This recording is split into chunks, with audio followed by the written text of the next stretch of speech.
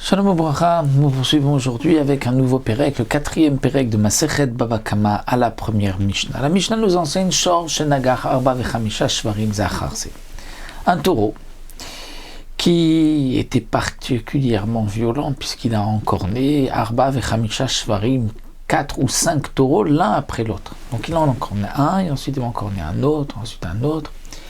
Et il est à chaque fois tam, c'est-à-dire on n'a pas eu le temps de le rendre moine, d'avertir d'aller au Beddin et de dire au propriétaire, tiens, ton taureau a endommagé. Donc, le taureau qui est tam ne doit payer que la moitié du dégât, et comme nous le savons, seulement à hauteur de sa valeur, et pas plus. C'est-à-dire un taureau tam qui vaut 1000, qui a endommagé un taureau qui vaut 1000, donc il doit payer 500, puisqu'il vaut 1000, il pourra payer 500. S'il a endommagé un taureau qui vaut 3000 et qui doit payer 1500, eh bien il ne payera que 1000. Et les 500 des 1500 seront perdus, puisque il ne doit payer que la moitié du dégât. Le taureau qui a été endommagé vaut 3000, il ne paye que 1500.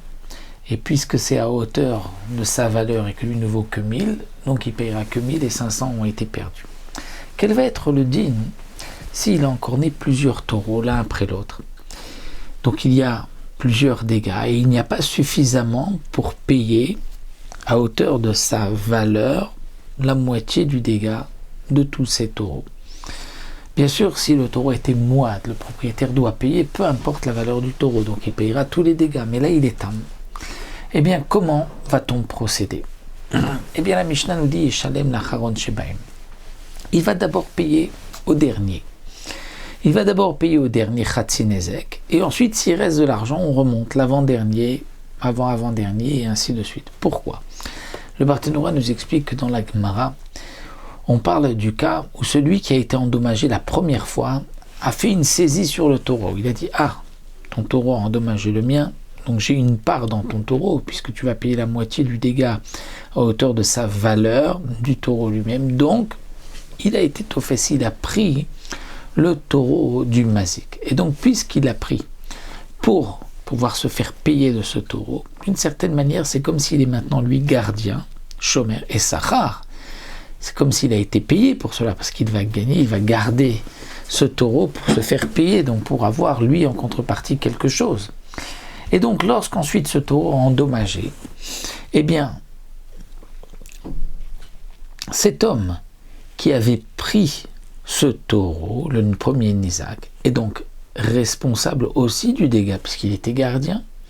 Donc c'est pour cela que c'est toujours le dernier qui va être payé en premier, puisque lorsqu'on dit ici qu'il a endommagé 4 ou 5, c'est aussi toujours la même chose que à chaque fois, il a attrapé le taureau, et donc il devient lui chômeur de ce taureau. Donc la Mishnah nous dit un taureau qui a encore né 4 ou 5 fois, taureau l'un après l'autre, et il est tam. On va payer au dernier, à celui qui a été endommagé en dernier. Et s'il reste ensuite, eh bien, on va remonter à celui qui a été endommagé avant lui. S'il y a encore, eh bien, on va monter à l'avant-avant-dernier. C'est toujours le dernier qui gagnera d'après Rabbi Meir, puisque le dernier reçoit d'abord son argent en premier. Donc, nous avons un taureau qui vaut 1000, il a encore né un taureau qui vaut 1000, et ensuite un autre taureau qui vaut 1000, et un troisième taureau qui vaut 1000. Donc, à chaque fois, il faut payer 500 sur les taureaux qui ont été encornés. Donc, puisque le taureau qui est encorné ne vaut que 1000, donc on va d'abord donner à celui qui a été endommagé en dernier, et ensuite l'avant-dernier. Et celui qui avait été endommagé en premier, lui, a perdu. D'une certaine manière, il est lui aussi responsable puisqu'il avait pris le taureau. Ça, c'est d'après Rabbi Meir. Rabbi Shimon Omer, Rabbi Shimon nous dit que ce n'est pas donc de cette manière que l'on va partager. Pour Rabbi Shimon, voici le cas. On va prendre les chiffres de la Mishnah. Shor Shave Matay. un taureau qui vaut 200. Chez Nagar Shorshavé Mataim qui a encore né un taureau qui vaut 200. Vena Nevela Yafaklum. Et la Nevela ne vaut rien. C'est-à-dire que, comme nous savons aussi, quelqu'un a un taureau a encore né un autre taureau et que la bête morte vaut quand même quelque chose, on peut la vendre pour donner à manger sa viande au chien pour la peau. Donc d'abord on va évaluer combien vaut cette bête et c'est la différence qu'il devra payer. Alors comment va-t-on procéder? Donc Shor Shavé Mataim qui a encore né un taureau qui vaut 200 et la Nevela ne vaut rien. Donc le dégât était de 200 mais il doit payer que 100. Chacun prendra un mané. Si ensuite le taureau a encore né un autre taureau qui vaut 200. Donc maintenant, Acharon notel mané. Le dernier prend un mané. Et chez les fanav, et celui qui a été encore né avant lui, bien ils vont se partager encore 50 zouz.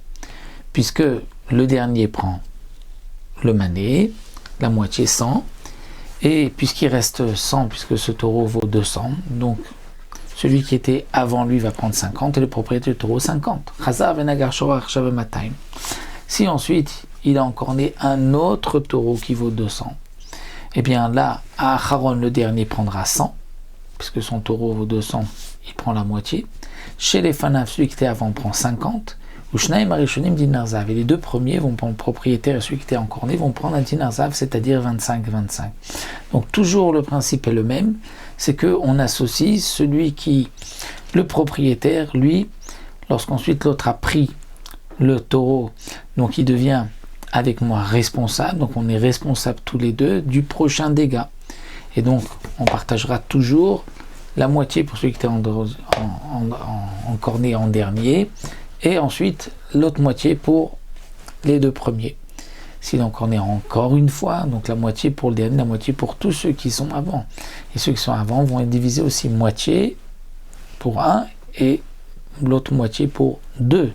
Et donc c'est comme ça qu'on arrive à 150, 25.